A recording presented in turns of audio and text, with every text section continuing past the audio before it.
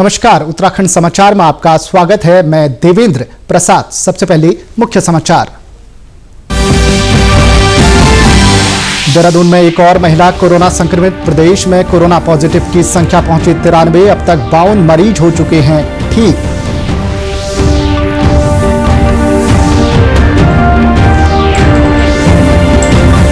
राष्ट्रव्यापी लॉकडाउन का चौथा चरण आज से शुरू। देहरादून समेत 6 जिले ऑरेंज जोन में शामिल। पूरे प्रदेश में सभी दुकानें खुलेंगी।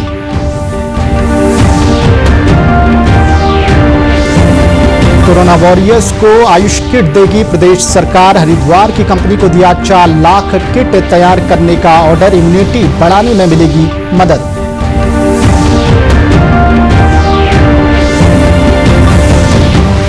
और उधम सिंह नगर में जिला प्रशासन ने लॉन्च किया केयर ऐप। लोग घर बैठे खरीद बेच सकेंगे उत्पाद।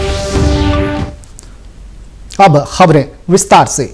बुलेटिन तैयार किए जाने तक मिली जानकारी के अनुसार प्रदेश में कोरोना वायरस संक्रमित मरीजों की संख्या बढ़कर 93 हो गई है। कल देर रात देहरादून की एक महिला की सैंपल रिपोर्ट पॉजिटिव मिली। ये महिला देहरादून के वसंत विहार की हैं और हाल में महाराष्ट्र से लौटी थी। देहरादून के कंटेनमेंट जोन में शामिल आजाद कॉलोनी को आज मुक्त कर दिया गया है। अब जिले में कुल 4 कंटेनमेंट जोन बचे हैं। राज्य में अब तक 52 मरीज स्वस्थ हो चुके हैं, जबकि 40 एक्टिव केसेज है। राज्य में कोविड-19 मरीजों का रिकवरी लगभग 55% है। प्रदेश में अब तक 52,730 लोगों को होम क्वारंटीन किया गया है। राष्ट्रव्यापी लॉकडाउन का चौथा चरण आज से कुछ रियायतों के साथ शुरू हो गया है।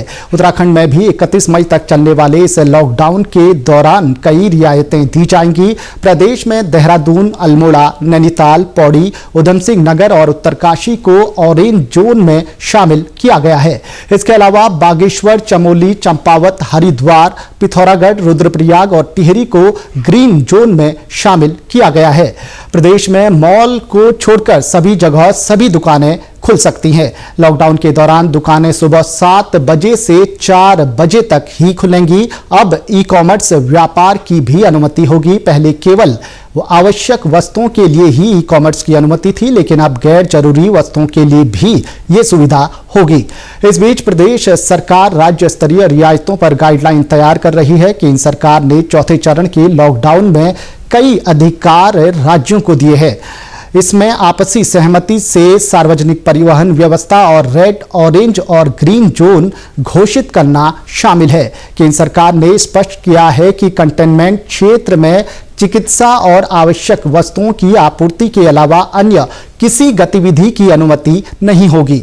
अंतर्राज्यीय परिवहन के बारे में भी राज्य और केंद्र शासित प्रदेश आपस में निर्णय ले सकेंगे। सरकार ने खेलकूद परिसर और स्टेडियम खोले जाने की भी अनुमति दी है। हालांकि इनमें दर्शकों के जाने की इजाजत नहीं होगी। ऑनलाइन और दुरुस्त शिक्षा को अधिक बढ़ावा देने के उपाय किए जाएंगे। सरकार ने सभी नियोक्ताओं से कहा है कि उनके सभी कर्मचारी अपने मोबाइल फोन में आरोग्य सेतु ऐप डाउनलोड करें। सरकार ने 65 वर्ष से अधिक उम्र के लोगों, रोगियों, गर्भवती महिलाओं और 10 वर्ष से कम उम्र के बच्चों को लॉकडाउन जारी रहने तक घर में ही रहने का परामर्श दिया है।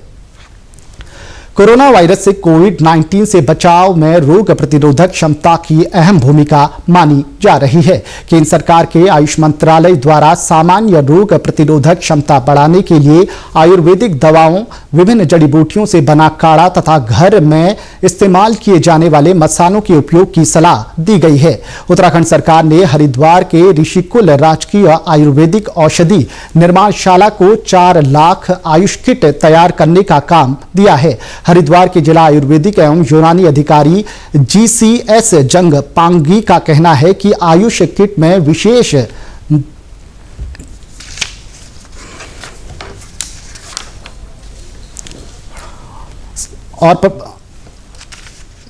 हरिद्वार के जिला आयुर्वेदिक एवं यूनानी अधिकारी जीपीएस जंगपांगी का कहना है कि आयुष्कुट में विशेष प्रकार का काढ़ा और आयुर्वेदिक गोलियां शामिल है। लोगों को हल्दी युक्त गुनगुना दूध तथा गर्म पानी पीने की भी सलाह दी गई है। उन्होंने बताया, शुरुआती दौर में ये किट कोरोना बीमारी को रोकने में लगे स्वास्थ्य कर्मियों, पुलिसकर्मियों, सफाई कर्मियों और प्रशासन से जुड़े लोगों को बांटी जाएगी तथा क्वारंटीन केंद्रों में रह रहे लोगों को भी इसका वितरण किया जाएगा। आइस किट तैयार किया जा रहा है।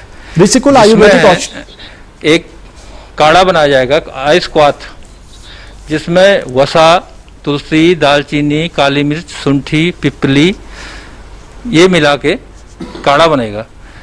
और इसके साथ एक संसमनी वटी, जो गिलोय घनवटी भी कहते हैं जिसे, इसका भी जो है इसमें 2-2 गोली सुबह शाम इसको देना है। तो ये शरीर की जो है रोग प्रतिरोधक क्षमता बढ़ाने के लिए काम आती है।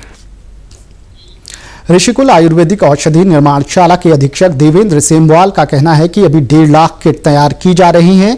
उन्होंने बताया, किट के अंदर 300 ग्राम आयुर्वेदिक क्वाथ तथा गिलोय घनवटी अश्वगंधा की 30-30 गोलियों के 2 पैकेट की एक-एक किट तैयार करके बांटी जाएगी। इसका सेवन निर्धारित मात्रा में सुबह शाम लेने से व्यक्ति की रोग प्रतिरोधक क्षमता बढ़ेगी।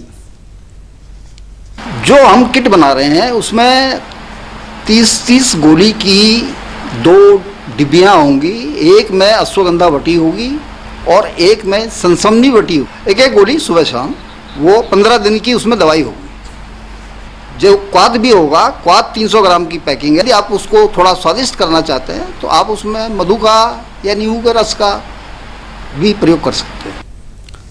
उत्तराखंड आयुर्वेदिक विश्वविद्यालय के पूर्व कुलपति डॉक्टर सुनील जोशी का कहना है, आयुष किट में मिलाई जाने वाली जड़ी बूटियां लोगों को कोरोना सहित कई रोगों से बचा सकती हैं, जिससे उनकी रोग प्रतिरोधक क्षमता बढ़ेगी और बीमारियों से भी लड़ने की ताकत मिलेगी।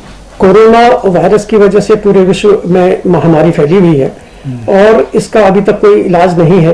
और जो वैज्ञानिक 2 विचारधाराओं पे कार्य कर रहे हैं, एक तो इसका वैक्सीन और इसके लिए कोई औषधि हमारे पास शीघ्र मिल जाए, और दूसरा एक विचारधारा यह है कि हम अपनी रोग प्रतिरोधक क्षमता को बढ़ाएं और सभी लोगों की रोग प्रतिरोधक क्षमता बढ़े, जिससे कि जो वायरस है वो हमको संक्रमित न कर सके और यदि संक्रमित करता है तो घातक न हो सके। लॉकडाउन के दौरान लोगों को घर बैठे आवश्यक वस्तुएं उपलब्ध कराने के लिए रुद्रपुर में केयर ऐप लॉन्च किया गया। इस ऐप को उधम सिंह नगर जिला प्रशासन और रोटरी क्लब ने तैयार किया है। ऐप के माध्यम से ग्राहक और उत्पादक अपने उत्पादों को खरीद बेच सकेंगे। जिलाधिकारी डॉक्टर नीरज खैरवाल ने कहा, केयर ऐप को गूगल प्ले स्टोर से डाउनलोड किया जा सकता है। जिलाधिकारी ने बताया कि इस ऐप के माध्यम से जहां जरूरी सामान बाजार मूल्य पर उपलब्ध होगा, वहीं रिपेयरिंग के कार्य भी घर बैठे आसानी से हो सकेंगे। जो लोग चाहते हैं, जो छोटी सिटीज हैं, उनके अंदर कोई ऑनलाइन डिलीवरी के लिए एक प्लेटफॉर्म प्रोवाइड करवाया जा रहा है। उस प्लेटफॉर्म के अंदर जो वेंडर्स हैं, जो सप्लायर्स हैं, वो आएंगे और जो बायर्स होते हैं वो आएंगे, जिसके अंदर अहम रोल ये है कि लोगों को जो एसेंशियल सर्विस है उसमें कोई लोगों के साथ चीटिंग ना हो। इस प्रकार की चीजों का अगर कोई शिकायत आती है तत्परता से कार्रवाई की जाएगी। जो लोगों के साथ फ्रॉड होते हैं वो चीजें ना हो। रोटरी क्लब है जो इसके अंदर मेन अहम रोल प्ले कर रहा है। रोटरी क्लब की भी अभी टीम है जो लगी हुई है। अभी एक व्यवसायी दीपक वर्मा ने बताया कि ऐप से जो ऑर्डर मिला था उसकी डिलीवरी कर दी गई है। जो केयर ऐप के माध्यम से हमें जो ऑर्डर मिला था मैं उसको यहाँ पहुँचाने आया हूँ। ऐप के लाभार्थी जगदीश बिष्ट ने बताया कि उन्होंने जो ऑर्डर किया वो आधे घंटे में उन्हें प्राप्त हो गया। ऐप का इस्तेमाल करते हुए एक सामान ऑर्डर किया था जो बहुत ही जल्दी with in half an hour मेरे पास, मेरे घर पे, मेरे ऑफिस में जहां मैंने इसको ऑर्डर किया था वहां पहुंच गया है। और इस ऐप के माध्यम से हम सोशल डिस्टेंसिंग का पालन आराम से कर सकते हैं और अब बिना बाजार में, मार्केट में फालतू घूमे, बल्कि जरूरत का सामान भी अपने घर पे प्राप्त कर सकते हैं। अहमदाबाद में फंसे उत्तराखंड के 1400 प्रवासी कोविड-19 श्रमिक स्पेशल ट्रेन से लालकुआं पहुंच चुके हैं। यहां सभी प्रवासियों का थर्मल स्क्रीनिंग और मेडिकल टेस्ट किया गया। इसके बाद उन्हें कुमाऊं और गढ़वाल के विभिन्न जिलों की ओर बस में बैठाकर रवाना किया गया। जिलाधिकारी सविन बंसल ने बताया कि विभिन्न जिलों के प्रवासियों को बसों से उनके जिलों में भेजा जा रहा है, जहां स्वास्थ्य विभाग उनका फाइनल मेडिकल चेकअप और रैंडम सैंपलिंग कर उन्हें होम क्वारंटीन किया जाएगा। देखिए, जो डिबोर्डिंग गाइडलाइंस हैं और ट्रांसपोर्टेशन अरेंजमेंट्स हैं वो उनके दुरुस्त हैं और ये प्रयास सभी डिपार्टमेंट्स का जारी है कि इनको सेफली और हेल्थ पॉइंट ऑफ व्यू से परीक्षण करने के उपरांत अपने गंतव्य स्थानों तक पहुंचा दिया जाएगा। जो अल्मोड़ा बागेश्वर के हैं वो आज यहीं पर स्टे करेंगे और नैनीताल को परीक्षण करके उनके डेजिग्नेटेड प्लेसेस पे ट्रांसपोर्ट कर दिया जाएगा। और रेस्ट जो 3 जिले हैं हमारे, उनको हम रुद्रपुर से सितारगंज होते हुए टनकपुर तक और पिथौरागढ़ तक भिजवाने का अरेंजमेंट किया हुआ। मुख्य चिकित्सा अधिकारी डॉक्टर भारती राणा ने बताया कि स्वास्थ्य विभाग जिले के प्रत्येक प्रवासी के मेडिकल चेकअप के साथ साथ उनके होम क्वारंटीन या गांव में बने क्वारंटीन सेंटरों में रख रखाव और मॉनिटरिंग जिन लोगों के सैंपल्स लिए जाएंगे उनको हम रिपोर्ट आने के बाद हम अपने घरों में होम क्वारंटाइन के लिए भेजेंगे। मैं अपने पूरे स्वास्थ्य टीम की, जिस तरह से प्रशासन और पुलिस लगी हुई है, मैं अपने स्वास्थ्य टीम की, अपने फ्रंट लाइन वर्कर्स की, आशास की, एएनएम्स की, अपने डॉक्टर्स की, सबकी तारीफ करना चाहूँगी कि जिन लोगों ने इतनी हिम्मत के साथ काम किया और हम लोग बिल्कुल पेशेंट्स के बिल्कुल पास हैं और मेरी पूरी टीम आज मेरे साथ खड़ी और हम लोग ये चाहेंगे कि हमारे ज़िले में बिल्कुल इन्फेक्शन ना हो और हम कोशिश करेंगे कि हम उसको पूरी तरह से रोकने में सफल हो पाएं और आप लोगों का सहयोग हमें। वहीं प्रवासियों ने प्रदेश सरकार का आभार जताया और कहा कि सरकार ने उन्हें भोजन समेत सभी सुविधाएं दी हैं। हम सरकार का तहे दिल से शुक्रिया करना चाहते हैं। हमें वहाँ से आने में कोई तकलीफ नहीं हुई, रास्ते पे भी हमको तो नाश्ता वगैरह पूरा मिला, पानी वगैरह मिला और बिस्किट वगैरह ये सब मिला। हम लोग वापस आके बहुत अच्छा लग रहा है सर। अभी हम खुश हैं अपने स्टेट पे आके, बहुत खुश है। आज पूरा विश्व कोरोना महामारी से जूझ रहा है और देश में लॉकडाउन चल रहा है। लॉकडाउन के दौरान प्रकृति ने हमें थोड़ी राहत भी दी है। लॉकडाउन के दिनों में पर्यावरण सुधर गया है और प्रकृति खिलखिला रही है। लॉकडाउन का यह असर विश्व प्रसिद्ध नैनी झील के पानी पर भी पड़ा है। नैनी झील अब 30% तक साफ हो गई है। झील में 30 फीट की गहराई तक मछलियां साफ दिखाई दे रही हैं। इन दिनों नैनीताल में पर्यटकों की आवाजाही ठप है और वाहनों का संचालन भी नहीं हो रहा है। इसका असर झील के पानी पर पड़ा है। स्थानीय निवासी सौरभ रावत का कहना है कि यहाँ साल भर पर्यटकों की भीड़ रहती थी।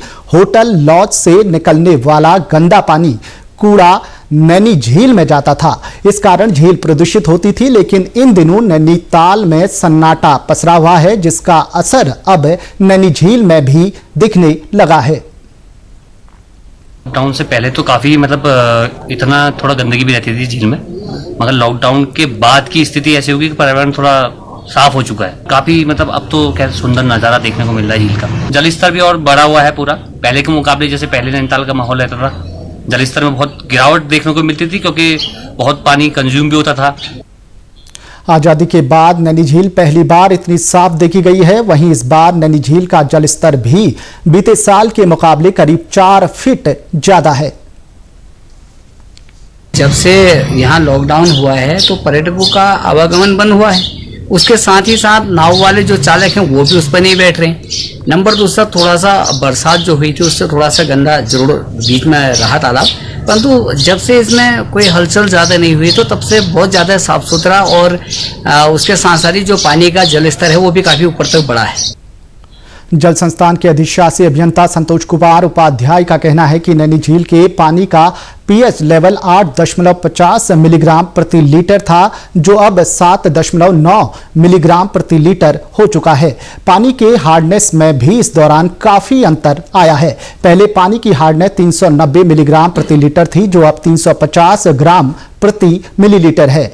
वहीं पानी में टीडीएस यानी टोटल डिजॉल्व्ड सॉलिड की मात्रा पहले 450 MMT था, जो अब 350 रह गई है। वहीं लॉकडाउन से पहले झील के पानी में बैक्टीरियल इन्फेक्शन की मात्रा 6500 मिलीग्राम प्रति लीटर थी, जो अब 4200 रह गई है। जबकि झील में डिजॉल्व्ड ऑक्सीजन की मात्रा भी बढ़ने लगी है, जिससे झील की सेहत में सुधार हुआ है।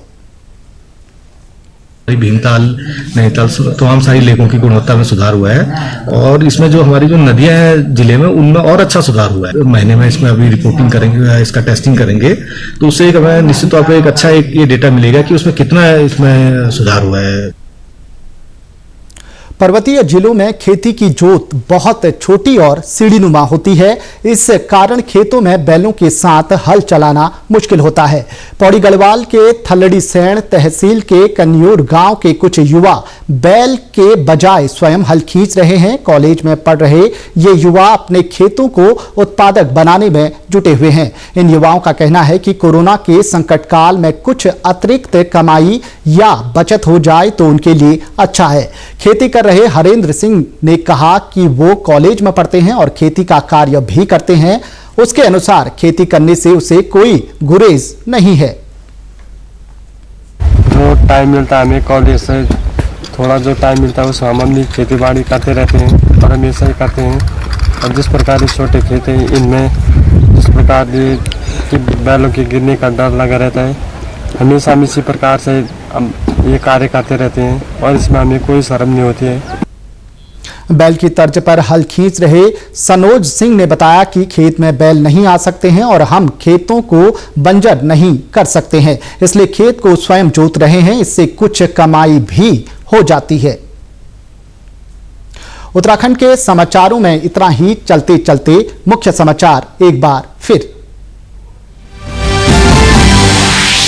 देहरादून में एक और महिला कोरोना संक्रमित। प्रदेश में कोरोना पॉजिटिव की संख्या पहुंची 93। अब तक 52 मरीज हो चुके हैं ठीक।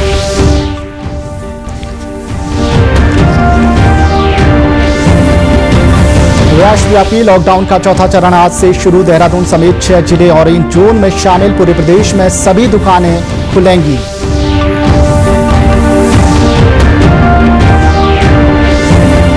कोरोना वॉरियर्स को आयुष किट देगी प्रदेश सरकार। हरिद्वार की कंपनी को दिया 4 लाख किट तैयार करने का ऑर्डर। इम्यूनिटी बढ़ाने में मिलेगी मदद।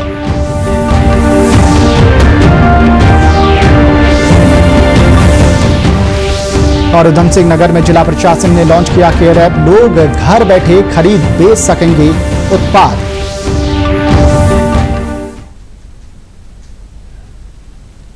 इसी के साथ समाचार समाप्त हुए। नमस्कार।